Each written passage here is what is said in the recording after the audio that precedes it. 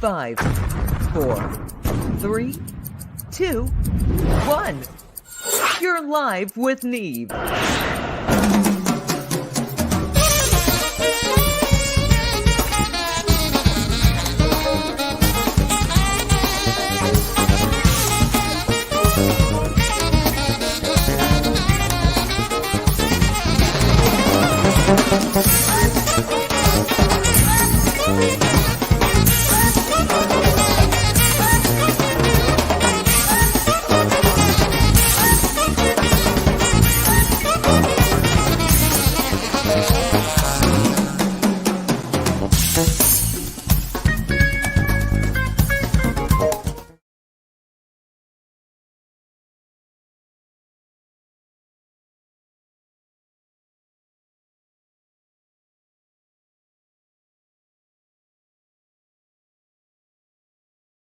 Hey, Neil, unmute yourself. You're on mute. You have to unmute yourself, dude. Hi, everybody. Hi. Good morning. We wouldn't be our own happy little family here if I didn't forget to turn my mic on. So today, I'm going to go back and start at the top. Hello and good morning. Hi. You're on Live with Neve, and here it's Julie, my lovely and talented sidekick, producer, and all-around cool chick. You're live with Neve, and we're going to be talking to someone who's got a great knowledge of rock and roll, from the top to the bottom, to the CD rooms on the way, to the CD rooms on the way down, to the CD rooms that come up, to the occasional rooms. Really nice hotel on the road when the band feels kind of largesse. They want to, really hook up their great roadies. We have today a guy who's been in rock and roll for his whole life. He's also a drummer, and I've been looking into his past, so I have to like this guy. You should see him, Julie, back in the 70s and so forth. He looks like a maniac, and I just like him already. His energy already is just like... Yeah, he's a funny guy, and I tell you what, I'm sure we're going to hear some great stories. Now, for anybody who's watching this show, please remember, we are in general an R-rated show.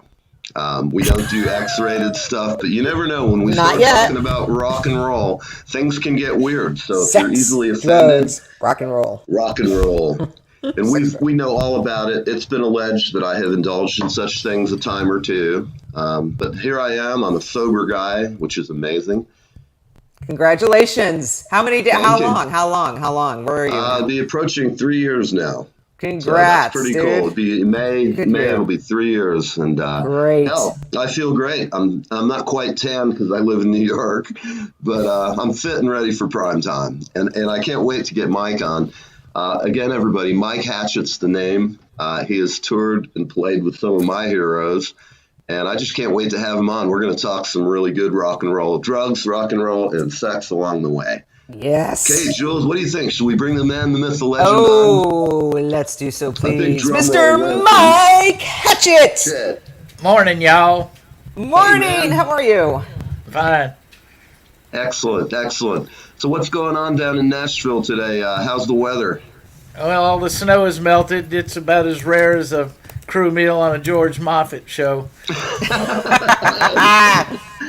Well, that's good. I'm glad to hear that, because I know just a week or so ago, all my friends were telling me, man, it's awful down here. And you all were on the news up here in New York, which I always wonder. I'm like, they show us car chases from L.A., they show us snowstorms in Georgia, but we can't get crap on the feed about what goes on in New Jersey. But I can't really complain. Yes, I know where I live, Rick. Thank you very much. At any rate, I wouldn't be a day without Rick. Just a little ray of sunshine cooking in. Morning, Rick. Hope you're having a great one, brother. Anyhow, we're talking to Mike Hatchett, and we're going to talk about rock and roll. And so tell me, Mike, where does this story begin? What started you off in this madness? When did you first start playing music? Let me ask you that to begin with. Let's see. I guess I was in the third grade, and I joined a drum and bugle corps in order to play the drum. They gave me a bugle. About 2 months later, it disappeared, and it was under my mom's bed for about 6 months. I love it. So from that point on, what did you do then? Mom really didn't want to hear that trumpet playing too much. I can't imagine why. I was in a military family, so growing up we always moved around. I was born in a Navy hospital in Memphis, and after Dad got out of the service, he moved to Nashville. Excellent. And after you got out, were you playing music at all at that point? Like in the service? Did you play drums or anything back then? No, I was born in a naval hospital. I never went in the service. They didn't want me. Well, I know that even if I had wanted to join, they would have found, I'm sure they could have found some reason just on mental grounds to keep me out. I'm probably unfit for military duty from an early age. I just had too much fun growing up, man. I couldn't, it wasn't my path in life. I've been playing music since I was 7, so I knew always what I wanted to do, and I'm still doing it. So I guess it turned out okay. Well, my first drum set actually was bought when we lived in Nashville, and I was into junior high school, and it was an orange sparkle set of Kent made in USA drums that I actually had the opportunity some 15, 20 years later to buy them back off of a friend, Tommy Winkler, who had a drum shop. He passed away, but he was a great drum restorer, builder, whatever. What was his last name? Winkler. Winkler. Okay. There's a guy in Nashville who also does that named I can't think of his name now, but it's a very similar name. And for Same a minute, guy. I thought, yeah, that's what I was thinking. You never know in our biz. People got, it's a small incestuous family, so to speak. And then after that, Dad sold an airplane. He was selling airplanes in Nashville. He sold one to the University of Alabama, and they said, well, we don't have a pilot. Why don't you come work for us? So we moved to Tuscaloosa. My dad flew Bear Bryant for 18 years, and that's when I got hooked up in the music scene where, all we'd rather do is play music rather than study school or whatever. Sure. And there were some awesome players that came out of Tuscaloosa. Johnny Townsend, Chuck Level, he plays with that. Yeah, I know Chuck was just amazing. I remember first hearing about him in Sea Level, like decades ago. Right. And I went, wow, this is some good shit, And obviously now he's got his wonderful life in Georgia. He has a farm there that's probably the size of some states up here, like Rhode Island, and he grows those pine trees for pulp, I guess. But it's in his family for over 100 years, so he's certainly. He's into conservation, really good. Yes. That more people should get involved in, and what he does creates oxygen that we breathe. Yeah, and I've read his interest in and he's one of the people who I say is an intelligent environmentalist, because some people can be so over the top they think everything's going to be peachy, and look at like Texas. I'm all for solar power and all of that shit, but when the power goes off, you can't just be standing there going, well, what are we going to do now? Unfortunately for Texas, they really had problems, the past couple of weeks with power being out, and it was because of the way they're structured. But that's for another day. I easily get digression here and sideways. So back then, he was flying Bear Bryant around. That had to be a trip as a kid? Were you like kind of thinking how cool it was for your dad, or did you get into football back then? Well, what they did, they had an Aero Commander, was the plane that Dad sold to the University of Alabama.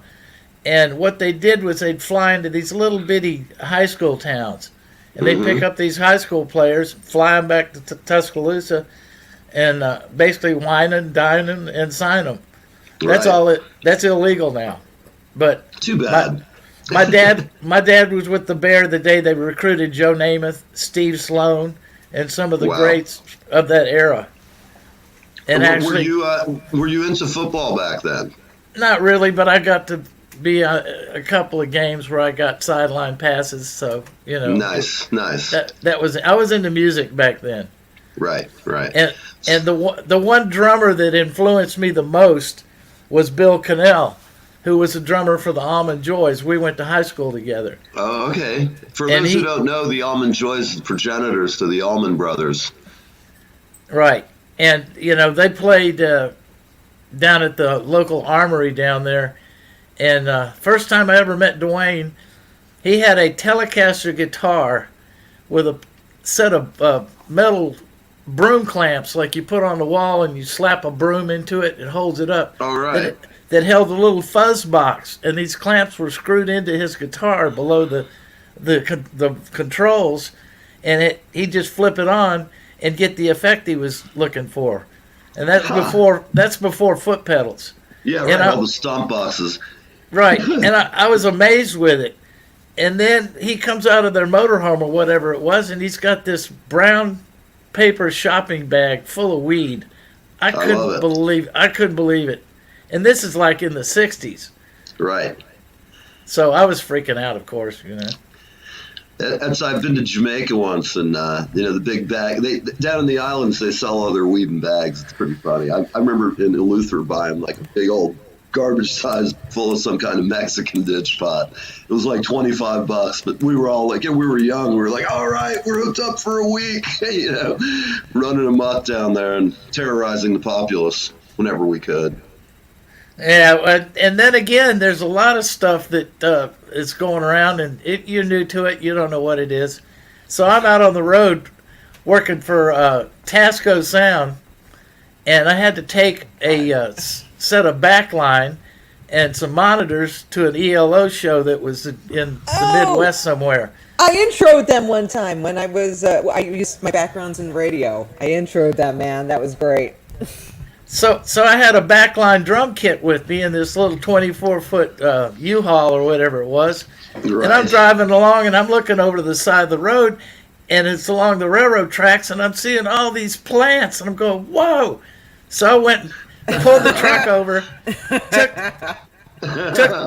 took the floor tom out of the case, took the empty drum case, and filled it with the top one foot of all these plants that were growing there. Took it back to Hollywood where I was living, dried it out, bagged it up, and it was the worst shit you've ever seen in your life. No, after all that. Ended up leaving it on the side of not Santa Monica, but over in North Hollywood on the side of the road at one of the intersections, and drove off. It was that bad you couldn't even smoke it? It had little bugs in it and stuff. It was horrible. Oh, man. That is ditchweed, man. No, that's hemp. Yeah, okay. Yeah, hemp is some grisly stuff to have to smoke. I mean, Lord have mercy. Yeah. I love your shirt, by the way. I just wanted to point that out, that it is like the coolest shirt. And they all come with these air holes in them. I don't know why. Well, it's a cool shirt. So I love it. So what I stories love do you it have? too. I want more so stories. Who was the first? What was the first show that you got hired on that you just knew this is what you were going to do and you're going to be one of the old road dogs forever? And what was that first gig that turned the key and opened the door for you? Well, I've been a drummer most of the time in little bands, and we had Pat Hughes out of Atlanta, Georgia, was a DJ that was also a booking agent. So we played topless bars in Florida. We played one in Jack. Isn't that a wonderful experience, playing in a topless bar? Nobody in the audience even cares. I've had shit thrown at us when they wanted to bring the girls. Like, we go on and the crowd gets ugly sometimes. I mean, there's blood drains in the floor, and the doors at the front, you usually say no guns, no cocaine, no prostitution, which when I see a sign like that, I'm like, wow, it's party night, man. I've got to go to this place. Everybody's got a gun, everybody's buying prostitutes or selling. And it's just like every time I'd see a sign like that and be in the South playing in a strip club, I'd be like, oh no, not one of these again. It's just So you actually play in strip clubs? I have not heard that. Oh yeah, I mean, most of the time the stage has like a bird cage on either side of it, and there's a girl in it. I mean, like dance. Arm's length away, you can talk to them while you're playing. Right. That's crazy. One time, the band I played in most out of Atlanta that got booked was called the Brick Wall. We had one record deal on Capitol. We had a single that was produced by Eddie Hinton out of Muscle Shoals, who's a famous blues producer, singer, whatever. He guy was nuts, but he was great in the studio. And we played in Jacksonville, North Carolina, at a little bar. Well, the band coming in the next day was the Second Coming, which was Butch Trucks, Dickie Betts, I think J-Mo, Barry Oakley, I think, was in the second coming. Whoa. Wow, And, that's a little. and we did some jamming with those guys. Mm-hmm. And, it was amazing back then. And back then, people, and I saw it happen with Little Feat after I, eventually got out of playing music and got into backing musicians and, doing production. But people play from their heart, not from their pocketbook. Yes. And Absolutely. country music is a pocketbook playing thing, And Right. I eventually Especially right now. ended up in country music for 20 years working for George Jones, but that's Okay. another story. Cool.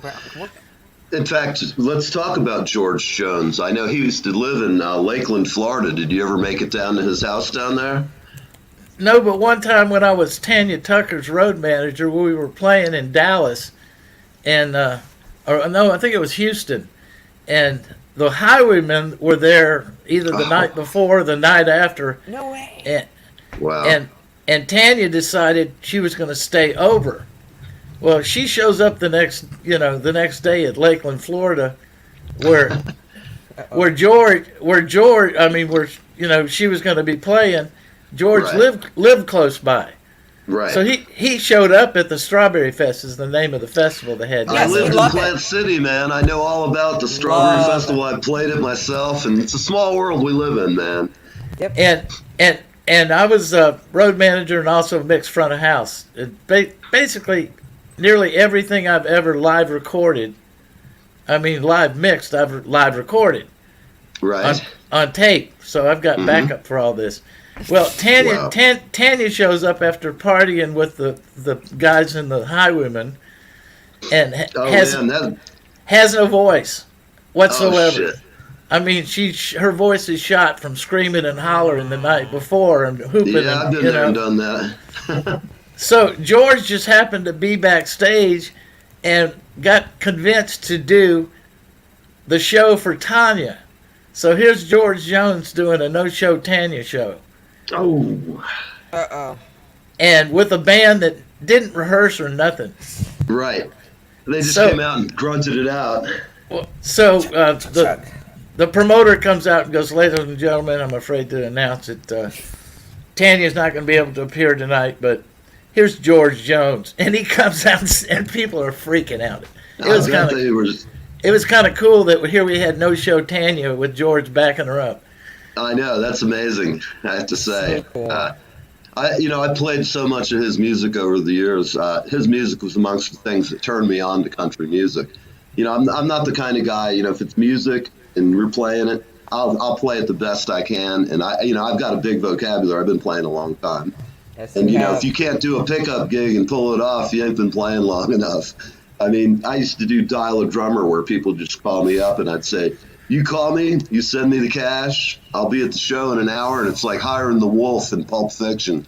You show up, you do the job, and you get the hell out of there. Yeah. But it's cool playing a gig. I can imagine if I'd have gotten dragged out with George Jones, like with no notice, I've been there, and I would have done fine. I played a lot of country music in the 80s, later half of the 80s, and George is one of the first people, along with the Highwaymen, all of the men, everybody in the band. That's the kind of country I like and really dig. A lot of the, I heard some stuff in a rental car not long ago. I was flipping around and this country station came on. And I was like, who the hell mixed this piece of crap? It sounded like an R&B tune or it had like rap style drums on it, which were awful, programmed poorly. Just beats.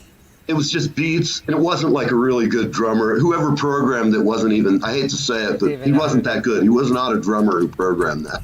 I mean, he's sitting there probably for a month trying to get a good drum beat. I mean, a guy like you or I could sit down and knock it out in 10 minutes. 2 takes later it'll be done. But the trend in country music kind of bums me out. A lot of auto-tune.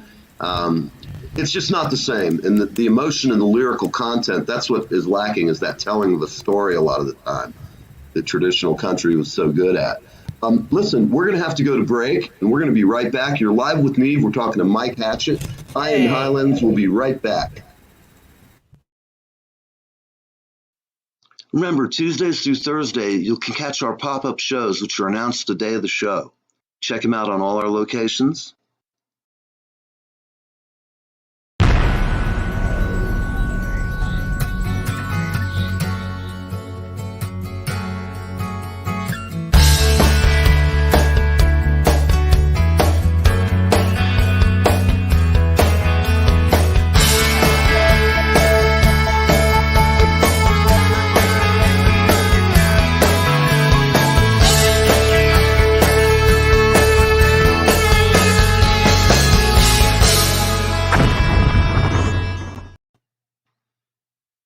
All right, everybody. Here we are. Good to be back.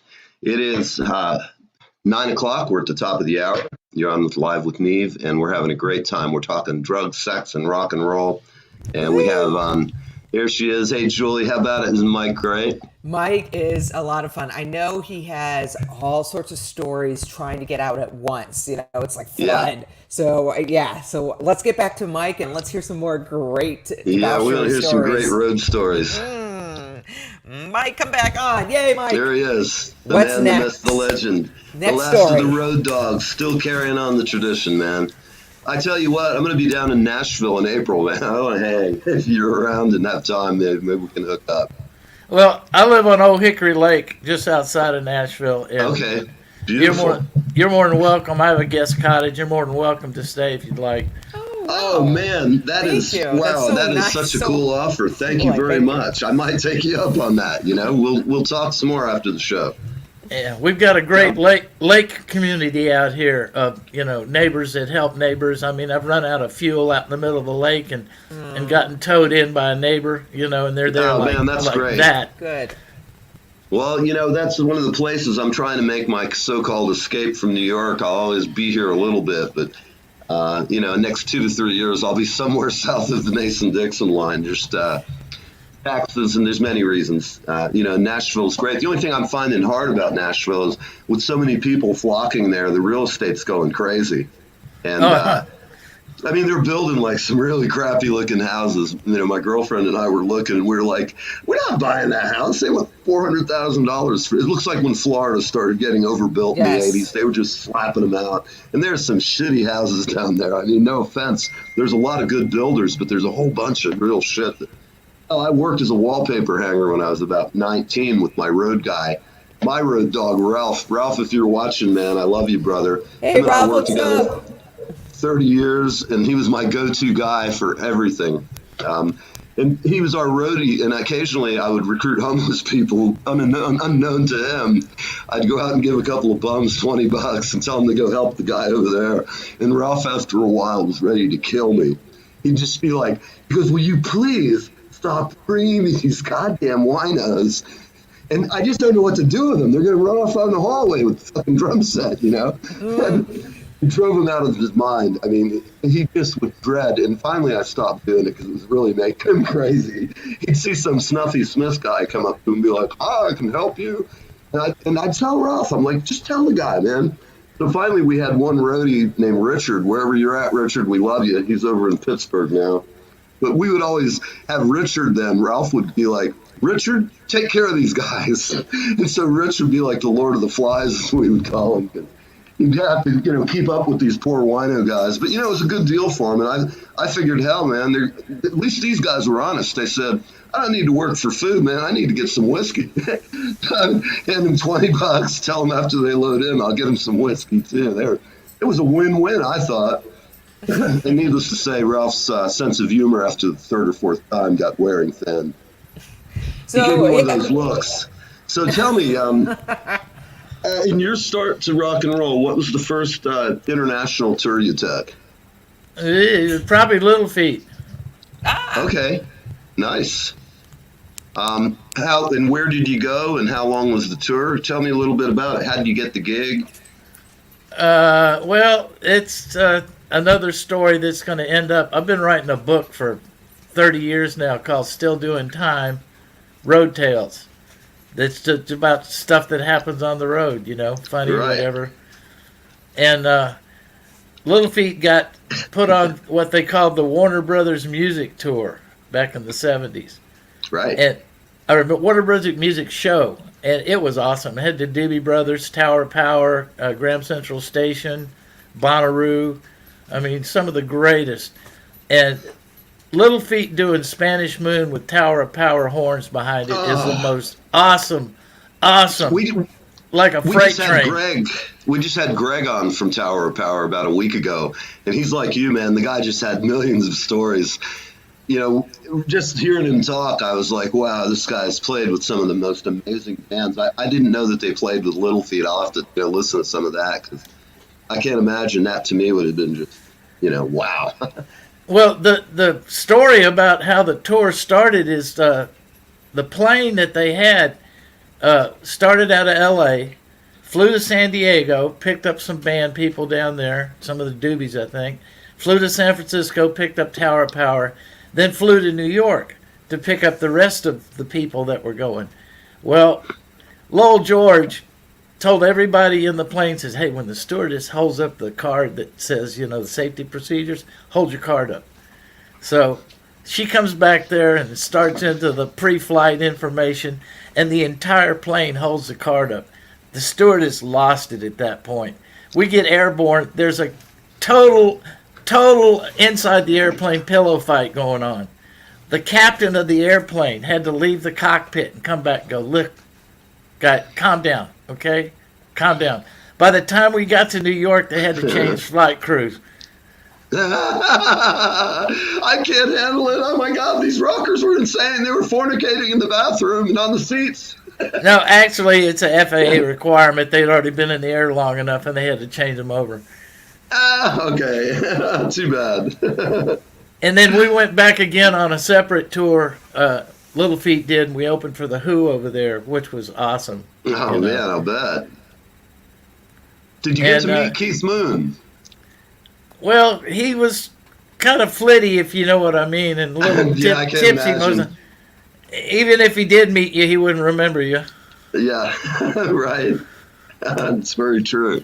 It's like that old joke, if you can remember the 60s, you weren't there. Right.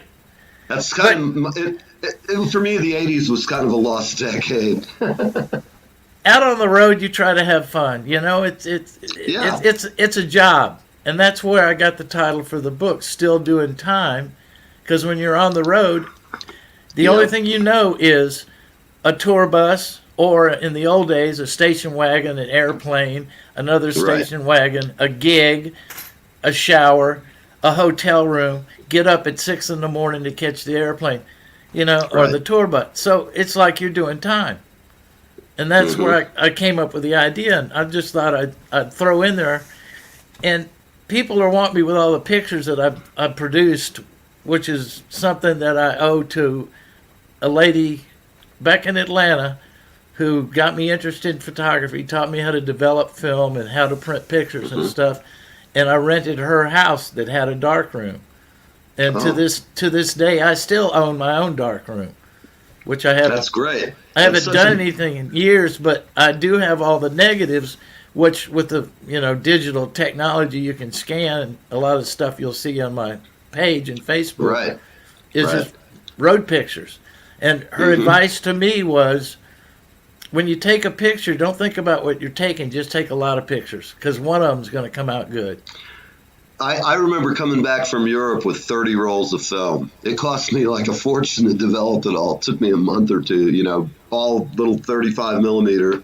And I also learned to develop pictures. I've never had my own darkroom, but back when I was in school, it was a convenient place to go, get in the booth. You'd have some hot art student with you, and I'd be like, hey, teach me how to develop, baby. It's kind of a fun way to further my education, so to speak. But have you had any thoughts about selling some of your photos? I imagine you've got some really great stuff that's nobody's seen. Well, what I want to do is to take, basically, if you just go through the years of me being on Facebook and look what I posted, I'm thinking about maybe contacting them to see if there's an interest gained to produce a coffee table book. Oh, I would think it would be tremendous. Like the old school, like the old, Life magazine coffee table books that they used to have, I just they're ordered gigantic. Leland Sklar just came out with a book, and it's an amazing book. In fact, I just ordered it because I had to have it. It's a coffee table book.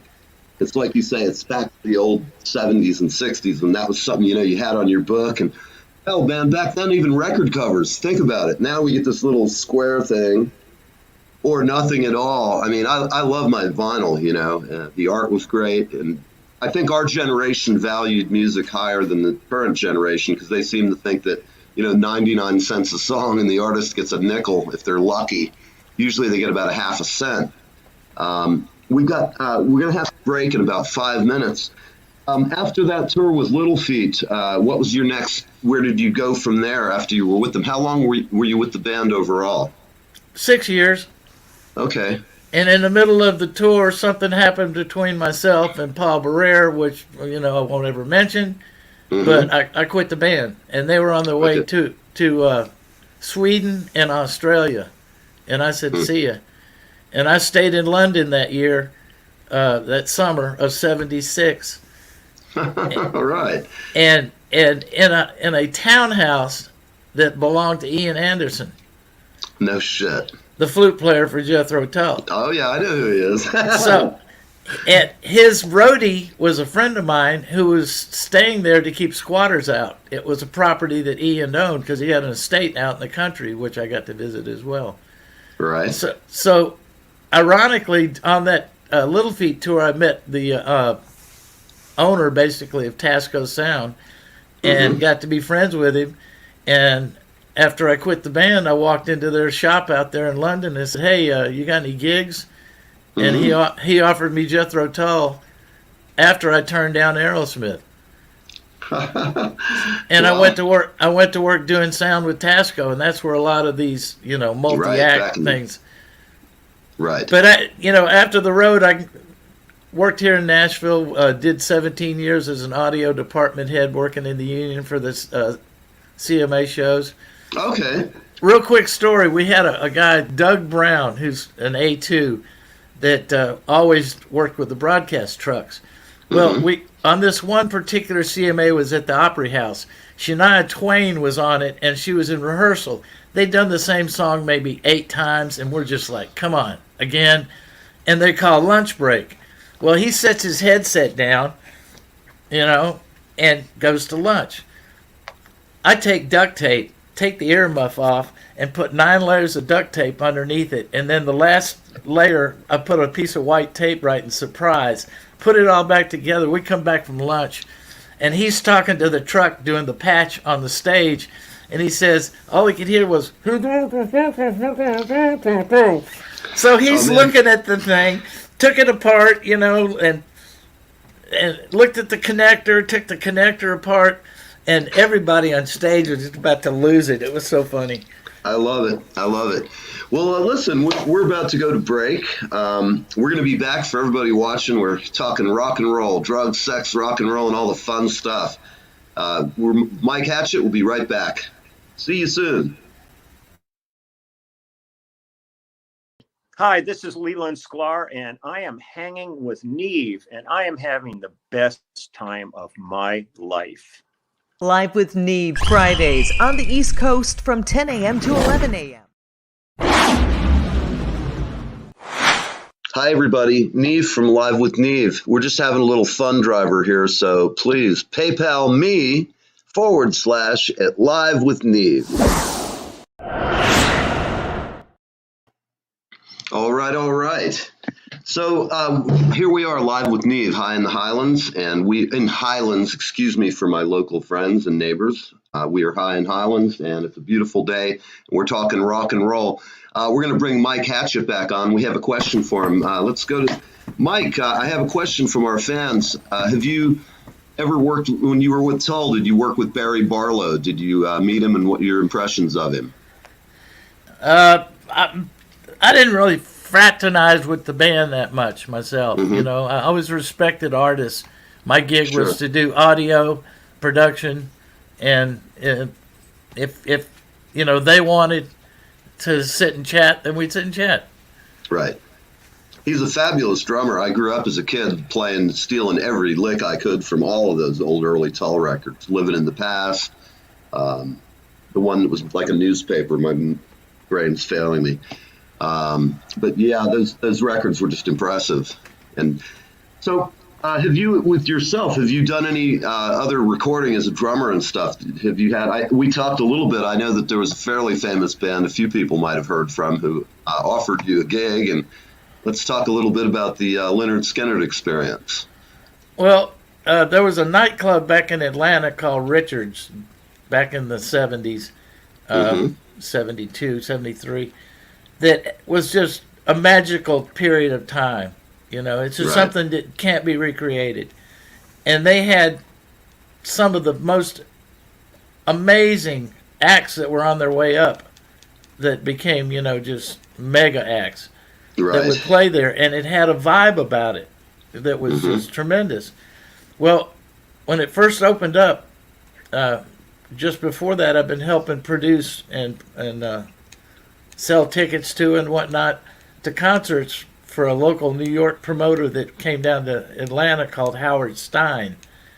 And Rich Floyd was basically my mentor that also worked in the booking agency for the band I was playing in at the time. And kind of, you know, he's basically my music business mentor would be Rich. And we do these shows for Howard down in Atlanta. But what a period of time Richards was. So Al Cooper comes in, and he's a producer down there, and he's got some bands he's shopping to the labels. He had Mose Jones, it was an Atlanta band. There was another one, I can't recall the name, and Skinner. Well, they came in, and I guess this was the original drummer. But during sound check, I'm listening to the band, and I'm like, I'm digging what these guys are playing, because it was a lot like the way people in Tuscaloosa played. Because that's basically where I started playing and learned how to get the groove. So I said to the band, I said, hey, my drum kit's over here on the dance floor in the cases. You mind if we set it up and do an Allman Brother 2 drum thing? Well, sure. So, we did this at sound check, and it was awesome, Isn't that a great feeling, playing with another drummer if they're kind of, if they're into having a conversation? It's just, gosh, I love that stuff. Well, I was playing with the lead guitar player and the rhythm guitar player, and where they were doing the accents, the crash cymbal was right there, and it was kind of magical. So they do the showcase, 800 people come in, they do 3 bands play, and at the end they asked me to come up and sit in. So I, wow, this is cool. And I played one song. Show's over. I got to meet their sound guy the whole night. His name was Kevin. Really nice guy. And I go to the dressing room, and Ronnie Van Zant's standing in the doorway with his arms outstretched, just standing there. And I said, well, how was the show? And his exact words were, baby, I don't know what they're paying you to work here, but I'll pay you more to come work for me. My dumb ass thought he was looking for a sound man. I turned him down. Oh, no shit. I didn't know they were looking for a drummer. Oh, man, that's one of those what might have been stories, isn't it? Well, and another part of that equation is I was going through a perfect life is a circle. Not all of us can live that perfect life. Some of us live in an oval, which is what depression's all about. And I was going through a depression period right then, and I didn't know which way was up, and, I didn't see the brass ring. Right. But here's the irony of that story. My dad, who'd been flying for the University of Alabama, flying George Bear Bryant all around the country, retired from the university that same year that all this happened. I have no doubt, had I seen the brass ring and that went on like that my dad more than likely would have been the pilot of an airplane that would have never run out of fuel. Man, that's too hard to even comprehend, But then again, that's, you never know. I mean, fiction. It's fiction. Yeah, I tell you, I flew from Dallas, Texas to Meridian, Mississippi to Jackson, And the Meridian Airport was the tiniest little thing I've ever seen. The biggest thing there was the National Guard Armory. And then there's another hangar, and it was huge, and it was Hartley Peavy's. But on the flight there, we had a huge thunderstorm, and so we were flying under the cloud level all the way. And the people on the plane, it was a little, you could actually say that fucking plane was crazy. It was a Fokker, like Meet the Fokkers. So it has one seat on the left, two seats on the right. And if you're on the left, you feel real claustrophobic. They're tiny. Well, the whole way, the plane would drop 50 to 100 feet at a time and then pop back up. And we could look through the door and I could see the look on the pilot's face. And I just said, I'm going to have another drink. And, whipped out my flask and had a go, hey, baby, who's the dog? This is Lucy. We've flown on those before. Yeah, terrifying. I mean, thunder and lightning, and the people around me are coming unglued. And I'm just being a smartass. I'm back there. Don't worry, people. This is just a little bit of turbulence. All will be well. And they're looking at me like, they've got bags out. And I'm just sitting there making a running commentary. By the time we got to Meridian, they were like, I don't like this guy. I tormented him a little bit. And then when we finished being in Meridian, we went back to the airport, and the plane wasn't there. So I see Hartley's plane in the hangar. They're about to bring it out. Well, there's a tractor sitting out in the middle of there's a tractor sitting there. And I tell the people who are flying back to Dallas, I go, hey, they're going to jumpstart Hartley's plane. And everybody immediately, they remembered the flight in. They're all like, oh my God, you kidding me? They're going to jumpstart it? And I was like, relax. It's okay. They do that. It's so cool. Sure as hell, that tractor drove over to Hartley's plane, jump-started it, and then it came over. And it was so funny because there's like this one woman asking me, well, what happens if we need to jump in the sky? I said, oh, they got a flying tractor. They fly up next to it, and they hook the cables on. And for about 30 seconds, she actually believed what I was saying. And I just couldn't, I have to tell you, it was a funny experience. Terrorized, and the thunder clouds were coming, and here I am telling them they're going to fly up with a battery charger to jump the plane, and it was another amusing day. But if God had really intended for man to fly, He would have made it easier to get to the airport. No TSA, no TSA at all. Yeah. I'll take a tour bus any day. Any day on these, I mean, the early days of station wagons and rental cars and airplanes. But once on the KISS tour, this is another really good story. There's two buses for the crew on this tour that we did in 77. We're up in Canada. The lead driver somehow got on a 2-lane road in the middle of bumfuck nowhere, right? No. And it's snowy conditions, the roads are coated like Nashville was, which is nothing for Canada. That's like, driving in Florida for them. That's Wednesday. And we get on an incline. Well, the bus would not make it up the incline. Oh, no. Don't tell me people had to get out and push. People had to get out of the bus. Then the second bus broke down. Of course it did. So after we get up this grade or whatever, we're on the 2-lane road in the middle of nowhere. I mean, there's not even a moose around to be found. No cell phones. And the tour manager, who liked to drink a lot, goes, here's the problem. He was getting into it a little early that day. He goes, I'll take care of this. Yeah. So this was like after the second bus broke down and everybody gets on it and we just make it to the grade. They stop, and in the middle of nowhere there just happens to be a Canadian telephone guy up on a telephone pole, and he makes a long distance call to New York to tell them that we're broke down and we're going to be late for the gig. And there's 23 people on one tour bus. Oh, fuck. I mean, the bunks were full. The aisles were full. People sleeping. That's the rich. That's the fabulous life of rock and roll. Sitting on a stinky bus with a bunch of people in their dirty laundry. If only people knew what really happened behind the scenes. Oh, believe me, what happens on the bus stays on the bus. Or rehearsal or anything else, people would just be amazed.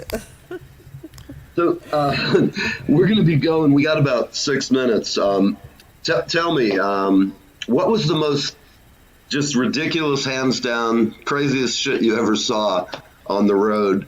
You can change the names if there's anybody involved who could be injured in any way, but what was just the craziest shit you've ever come across? Because I've seen all kinds of shit, and I haven't been around the block nearly as far as you have, so I have to ask, what was just the most, was there anything that ever shocked you? Let me start with that question.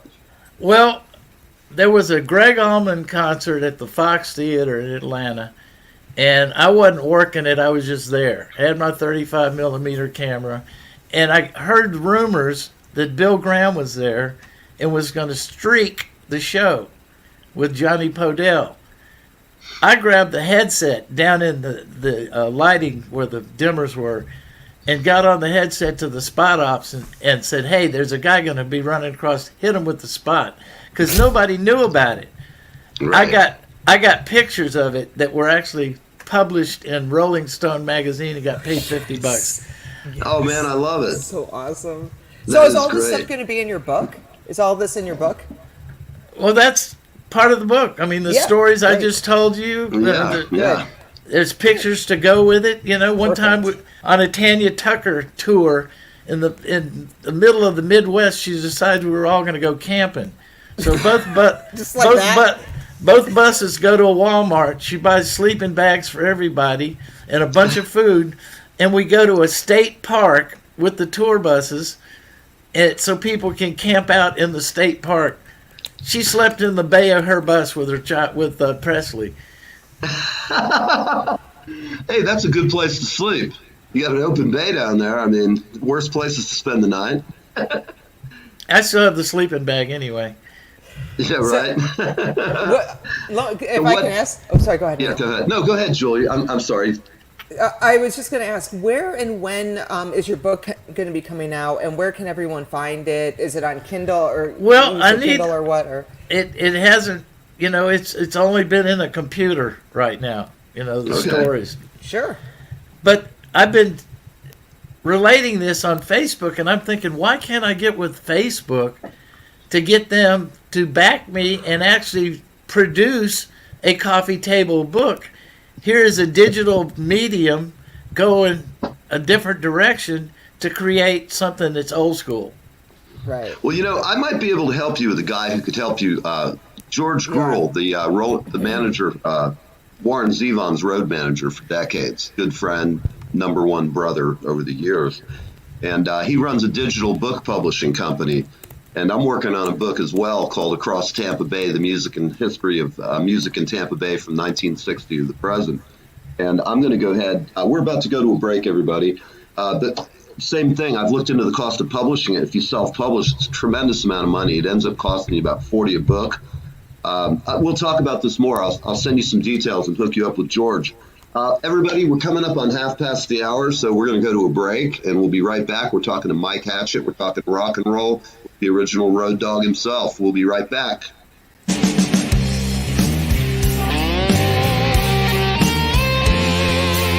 I'm Neil from Live with Neve. We have an exciting connection for our veterans, country music fans, and there is something for everyone. Gone Country Hats at GoneCountryHats.com. That's right, we've partnered with Gone Country Hats at GoneCountryHats.com. See you soon.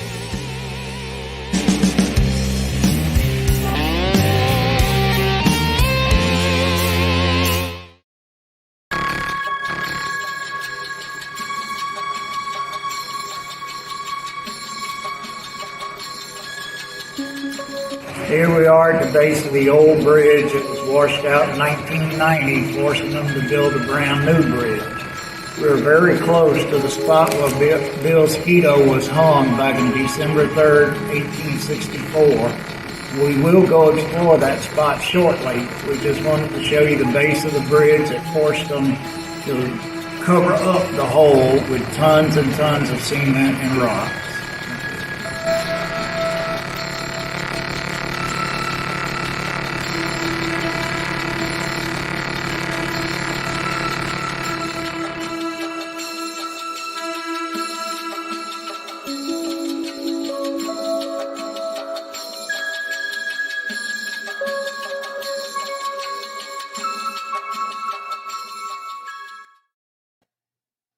All right, everybody. Here we are. We're half past the hour, and I just saw a beagle, which So did was I. reluctant to join us. Mike's got the crazy beagle. He's reluctant. He's stage fright. Oh, hey, What's puppy. the name of your hound dog? Well, the little beagle is Lexi. They're all rescue dogs. Yay. And there's a third one, Nora, who's a beast. Come here, Nora. All right.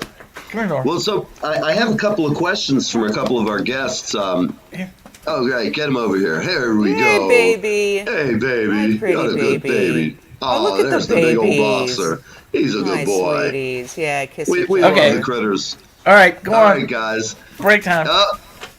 Break. So We have one a of question. Go ahead, Julie. Live.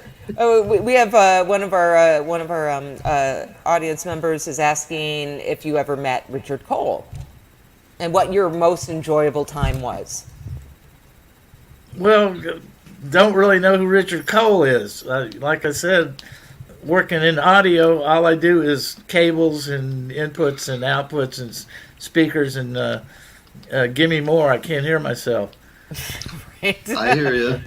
What was that? I'm sorry, what? Tell me, of all the gigs you've ever done in your life, what was just the best time of your life that you've ever had over the period of your career? What was the best where you just felt like, wow, the whole world is my bloody oyster? The first week of the Atlanta, or the first Atlanta Pop Festival, the week of it, Yes. in Piedmont Park, The mini Woodstock. Yeah, my little band was playing in Piedmont Park and got a conga line going of about 150 people. It was awesome. Playing I love it. Sympathy for the Devil, and the entire park was going, woo, woo, woo, woo. Yes, baby. I wanted to mention something. There's a question going on here about your time with Led Zeppelin, and Rick Davis just asked, Led Zeppelin's road manager for 11 years was Richard Cole. And it just reminded me of the fact that Richard Cole was one of my teachers at Full Sail. It just dawned on me when he typed that in. And I'll have to tell Rick some interesting stories about Mr. Cole, because he was a funny son of a bitch. And unfortunately, I never had the chance to work with Zeppelin. Right. Well, it's small biz. I know that Rick, he had his first beer at the Spectrum with John Bonham. His family were in the radio biz, so him and his brother went down there, and he's relayed to me that he had his first beer. He was like so young he didn't even know when they handed it to him. He was kind of like, what do I do with this thing? And he's got some, like you, he was a photographer back in those days. He's got some great pictures of Led Zeppelin live. And, he's quite an expert on rock and roll. I usually defer to him on all questions of minutia because he's far more diligent than I am. I'm kind of I'm just a drummer. What can I tell you? You're more than that. Yeah, well, I have other hats I occasionally put on, but so that I can imagine that was pretty stellar. What was the biggest crowd you ever played with? Stadium? Did you ever do like Wembley or any place like that, or just what was probably the largest? I know the Atlanta Pop Festival. A lot of people say it was the South's version of Woodstock. If I'm not mistaken, you had a lot of the same bands. I think Hendrix and Joplin and. Am I mistaken? Is that the same concert that I'm thinking of? Oh yeah, it was massive. I never made it to the stage, but at least we were camped out there. Wow, that's cool. That's very cool. So what was the biggest crowd? You think that was it? No, I did it's up in Canada. I can't remember the name of it, but it's a big festival they have up there. When I was Tanya Tucker's road manager, and got to mix the PA. And the way I always mixed Tanya was, you look at a volume on a percentage from 0 to 100, right? Mm-hmm. I'd be running that system, no matter who it was, maybe 60, 55, 60%. Mm-hmm. When it got to the encore songs, I'd push it to about 80. Right. And it was an effect that you could use in volume. Nowadays, these kids come out there, they run it up to 100% and leave it there. There's no dynamics, there's no quality, Right. I agree with you. Old school music used one microphone to do bluegrass, and you could hear Right. everything perfectly. You can do still great work with mono. People forget that. It's just a dying art. But I mean, I've done tons of recordings, and it works great. Like you say, for chamber music, I mean, just using a binaural microphone arrangement too for bluegrass, Americana, small group of musicians sitting around, you can get a tremendous sound. But gosh, I'm running out of really brilliant questions. Julie, help me out here. What else would you like to ask? Well, I wanted to know what, and again, one of our guests had asked, what was your, where's my question? What was your most enjoyable time?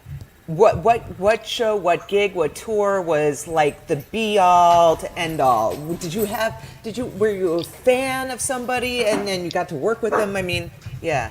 Well, if you want to go to the category of what was your all-time favorite artist to ever have to work with, it would be Ray Charles. Oh, wow. Really? Why is that? Tell us about Ray. Because there's nobody that had the quality that Ray did, and it was not through quantity. Mm-hmm. Wow. It was To do Ray Charles with a full-blown orchestra behind him. This is your requirements, and you couldn't go beyond it. You're given 5 microphones. One for Ray's vocal, one for the piano. One of those mics would be an input for his Rhodes piano, one for the Raylets, and one microphone for the orchestra. Wow. There you go. All in mono could work great, I'm sure. And Ray, sitting at the piano stool, no matter what venue he was playing in, could hear the ambient sound of the room. And the audience is like, please make it louder. If you got it too loud, being an engineer, you would get schooled in front of the entire audience by Ray. I'll bet. That would not. Did that ever happen to you? Oh, yeah. First time I ever mixed him in Atlanta. And then later on, when I was on the road with George Jones, we did a show with Ray and George. George is hard to hear him. His monitors are so freaking loud, AC/DC would want you to turn them down. And Ray don't want no monitors. So I was mixing monitors for the two of them, and it was a challenge. But those times and those artists and that period, I don't know whether we'll ever see it again. And the way things are going now, unfortunately, live music is hurting big time. Yeah, I know everybody that we know, all of our friends, and all the people who are out of work because we're out of work. There's all the bartenders, the roadies, the people who manage the clubs, the bartenders, the dishwashers. It just ripples down the line, and I know of several very well-known people who are actually selling their home because they just don't know what the future holds, and keeping $10 million in a piece of real estate when you don't have any money coming in starts to make less sense. And being in New York don't make it any easier though. Easily. Yeah, this is the crossroads of the world, and all I can say is it's weird. It's very weird here. I was in town about a month ago to do an interview, and I was really sad because there's like so many places that I've lived here. I just love the city. I love to go in and just walk around with my camera, take photos, go have some lunch, just people watching, even that. And not to mention all the shows, the food. There's so many great restaurants that have been closed and venues that are starting to drop like flies. I'm also here in Asbury Park. Did you ever play in Asbury over the years? I can't recall. Recall. Yeah, it's a great rock and roll city. And it's like that town, every musician I know that we've had on the show is like singing the blues, just like everybody I know in LA and Nashville. It's starting to open up a little in Florida. We're about a minute out. We're going to have to go to a break, and then we're going to be right back. Mike Hatchett talking more rock and roll. After hearing about Ray Charles, man, that's just, to me, made That my was day. cool. I Yeah. love these stories. And Me too. you mentioned you worked a lot with the Allman Brothers. We had Dwayne Betts on a couple of months ago. A real fine young man, I have to tell you. Kid's got the chops. He plays great. He's a nice guy. Dickie made him. I got to tell you, he's a Southern gentleman, and I mean that with all respect. Young guy, and he's thoughtful. He's respectful, and he plays the shit out of a guitar. Well, you got to respect where he grew up and how he grew up. Absolutely. Julie's kind of hot on him, I think. Fortunately, my son didn't go the music route. He's an air traffic controller now. Hey, no But pressure there you there. go. But Well, my he- daughters too. They haven't followed me in any kind of rock and roll foolishness. They've one's a nurse and one's a teacher, and they're both great folks. And I love them. I'm glad. At times, I'm a little. I remind myself when you have the ups and downs that I'm glad they don't have to go through any of the downs that I've had to go with in a career in music. Sometimes it's exactly not always something the banker will give you a loan based on your employment experience. Yeah, but they call it life, Yes, exactly. And life's And- pretty good. and you ride it. Yes, you do. And it's if you're built for the long ride, I mean, you'll hang in this biz. I plan to go out with my boots on. Oh, here's our little critter back. All right, everybody, We'll we're be going right to roll back. to a break, and we'll be So- right back. Somebody.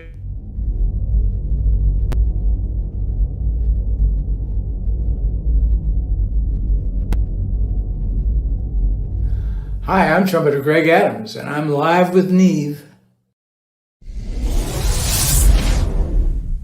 Hi, everybody. Neve here from Live with Neve. PayPal me /Live with Neve. Send us a few shekels. Keep us on the air. Keep it moving. We have some great dates coming up, including live from Nashville in April. So please send us a bone. Send us a watch. Send us, I don't know, weird credit card things. Whatever. Send us your old crazy aunt. I don't know. We can make her one of our mascots. At any rate, just send something. PayPal me /Live with Neve.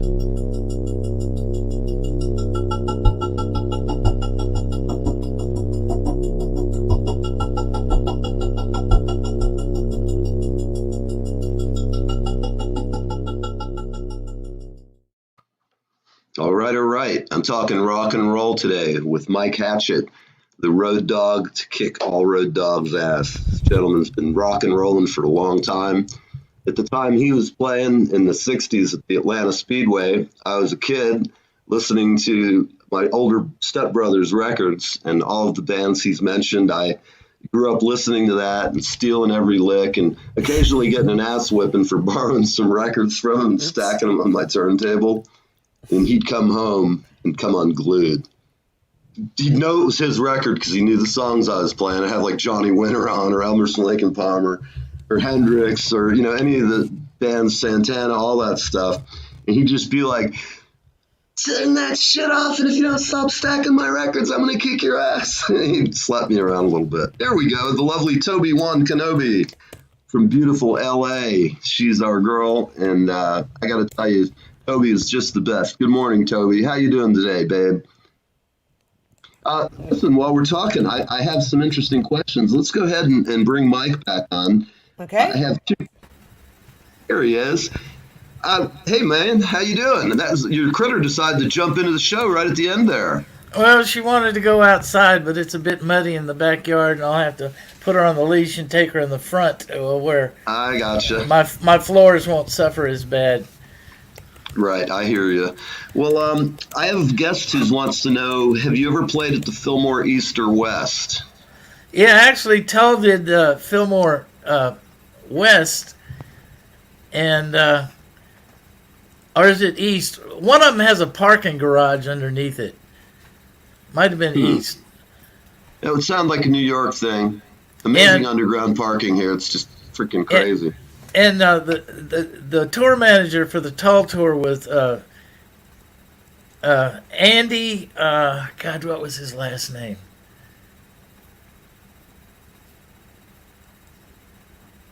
I just posted about it a few days ago. Anyway, Andy was quite the let's have fun, lads.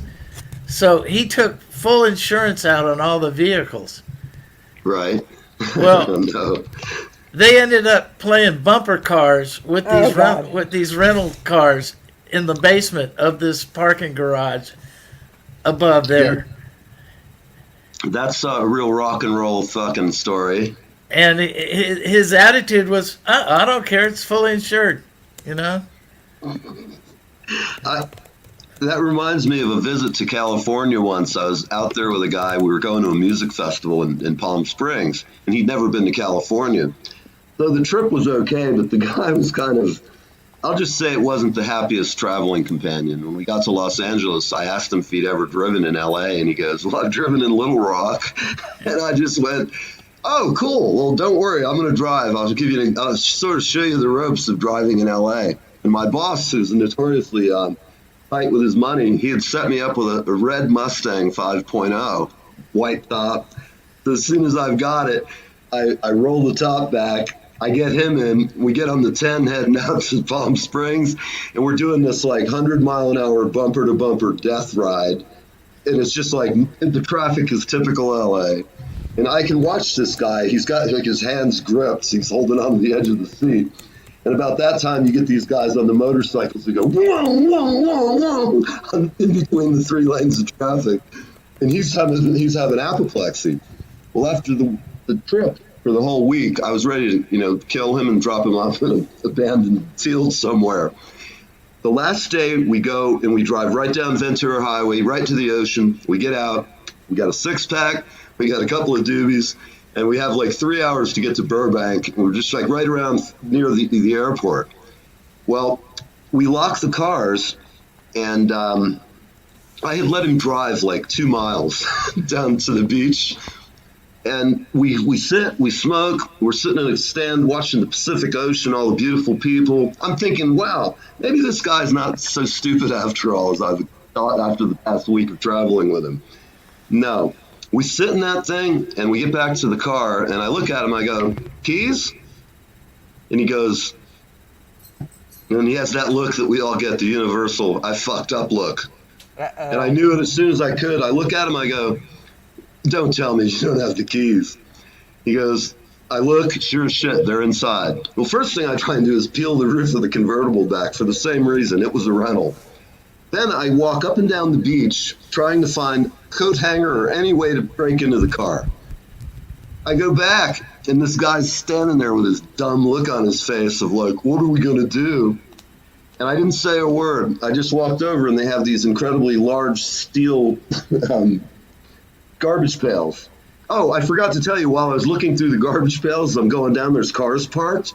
As I'm walking, there's a couple making it in the car, and I'm looking through the garbage. Oh. I look over, and I'm like, oh my God, these people are fucking.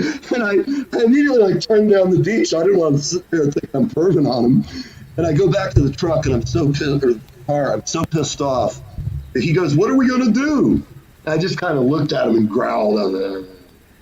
Picked up this big thing, and I bust out the passenger side window of the car. I hop in. He's standing there stunned. I mean, he didn't say a word. We got to the airport. I hand him the keys. I go drop the car off. I'll meet you at the gate. I was hoping desperately that he would miss the plane. But no, I had to go back to Florida with him. But anyhow, those trips traveling on the road to California are pretty fun. And I'll tell you, he'll never be the same. I have to tell you, he can go back to Little Rock, and that's a beautiful city, but don't get me wrong. I just, you don't let people who've never driven in LA drive in LA, especially if you're riding with them. It's like the same thing here in Tampa.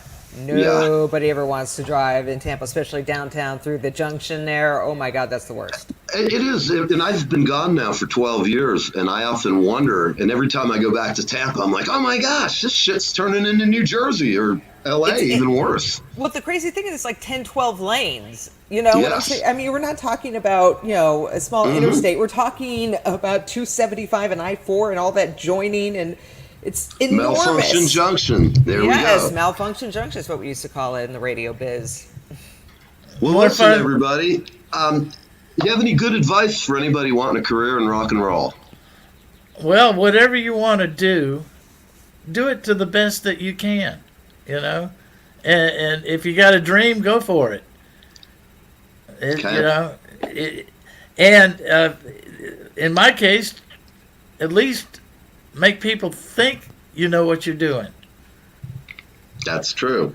But going Fake it back, till you make it. going back to Andy Truman, I finally remembered his name with Jethro Tull. We're playing in Chicago, and this is back during the airplane rental car days.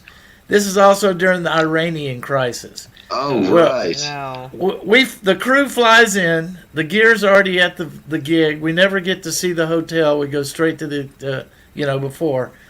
Didn't get to check in. So after the gig's over, we get back there. There's a guy with a towel around his head working the barricade to get in the parking garage at the Holiday Inn. And he goes, room key. I said, we haven't checked in yet. Well, you can't get in, no room key. So the keyboard tech goes around, lifts up the barricade arm, breaks it, and we drive on in. The next morning, we go to get in the station wagon. Both tires on the passenger side are flat. The same towel head is working at the kiosk. I get the other guys in the other car. I said, listen, wait on me. I'm going to stop. I'm going to get in your car. We'll go on. They went through the gate. I stopped right there at the exit with his little kiosk, took the keys with me, got in the other car. We went to the airport. I handed them to Hertz. I said, hey, you got a car stuck back here at the Holiday Inn. Oh, well. And the guy was flipping out when we left. I mean, I don't know what he said, I love but it. it was in another language, That's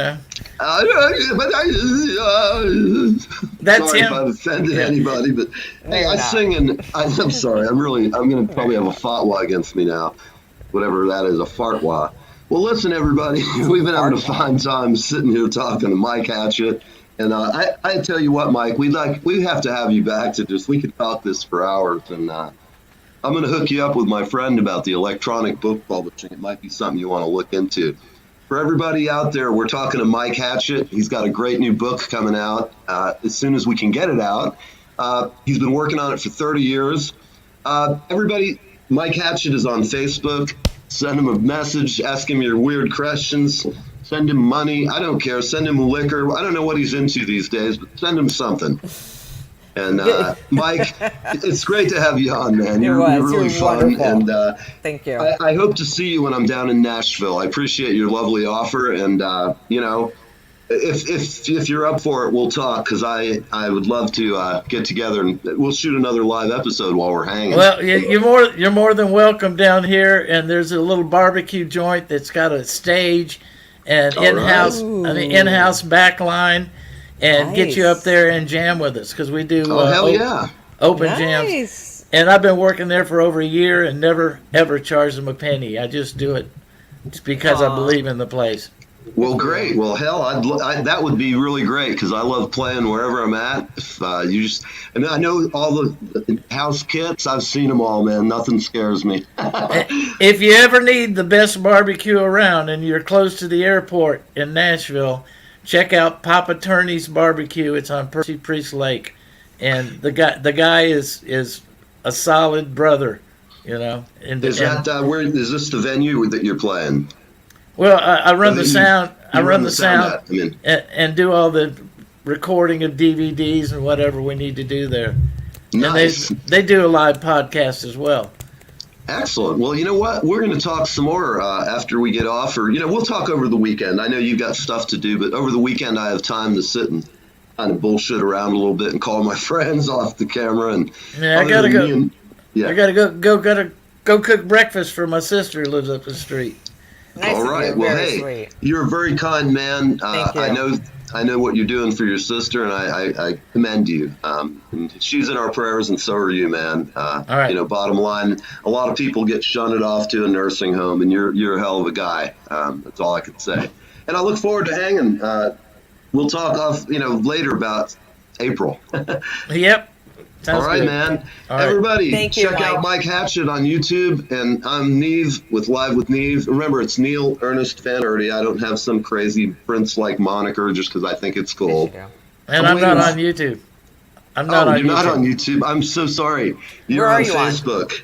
Just Facebook. Facebook. Yeah. Okay, great. Awesome. All right. Well, ciao. Thank you, Mike. We'll see you again soon. Neil? Be Thank you safe. so much, man. And we'll see you soon. Right. Take care. Questions, comments, click on the chat box.